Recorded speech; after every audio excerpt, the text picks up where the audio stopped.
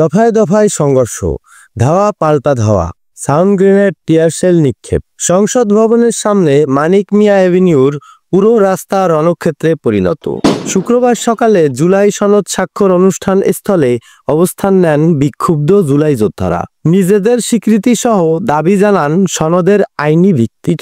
সেখান থেকে তাদের বের করে দেওয়া হয় সংসদ ভবনের বাইরে। এরপর তারা অবস্থান নেন সংসদ ভবনের মূল গেটে। ঢুকতে চাইলে বাধা দেয় আইন শৃঙ্খলা বাহিনী। এক পর্যায়ে লাঠিচার্জ করে পুলিশ ও এপিবিএন সদস্যরা। কিছুটা হেঁটে গিয়ে ইট পাটকেল ছড়ে জুলাই যোদ্ধারা। ভাঙচুর করতে দেখা যায় বেশ কয়েকটি গাড়ি। তাদের ছত্রভঙ্গ করতে সাউন্ড গ্রেনেড ও টিয়ারশেল ব্যবহার করে আইন শৃঙ্খলা বাহিনী। আহত হন বেশ কয়েকজন। আন্দোলনকারীরা মানিক মিয়া এভিনিউ থেকে সরে গিয়ে অবস্থান নেন আসাদ গেট মোড়ে। সেখানে রাস্তায় আগুন জ্বালিয়ে বিক্ষোভ করেন তারা। আইন শৃঙ্খলা বাহিনীর ধাওয়ায় আবারও ছত্রভঙ্গ হয়ে যান জুলাই যোদ্ধারা। তাদের দাবি, রাষ্ট্র সংস্কার আকাঙ্ক্ষার প্রতিফলন ঘটাতে ব্যর্থ হয়েছে সরকার। যে জুলাই আন্দোলনের মধ্য দিয়ে একটি অভ্যুত্থানের উৎপত্তি এবং এই জুলাই সনদের যাত্রা, রাষ্ট্র সংস্কারে সেই জুলাই সনদ স্বাক্ষর অনুষ্ঠানের দিনেও জুলাই অভিযাত্রীদের এই আন্দোলন এবং এই আন্দোলন একটি নতুন উদ্বেগের সৃষ্টি করেছে। বেশ কয়েকটি সাউন্ড গ্রেনেড ছুড়ে